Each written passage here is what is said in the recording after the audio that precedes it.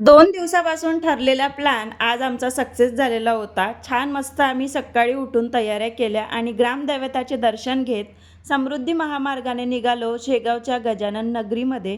शेगावचे गजानन महाराजांचं दर्शन मला या वर्षात दुसऱ्यांदा होणार होतं. डिसेंबरलाच मी गेली होती आणि ना आमच्या गाडीमध्ये फक्त आता बाया मंडळीच आहे. पुरुषांपैकी फक्त माझा भाऊ एक ड्राईव्ह करत आहे, तोच आहे आणि बाकी चिल्लर. एवढे आम्ही सगळेजण निघालेलो होतो. मधामध्येच एक छान असं मंदिर मिळालं. तिथे नाश्त्यासाठी उतरलो. देवीचं मंदिर होतं. दर्शन घेतलं, छान असा नाश्ता केला आणि पुढच्या प्रवासाला लागलो. ते म्हणजेच की डायरेक्ट जाऊन पोचलो आम्ही गजानन महाराजांच्या नगरीमध्ये.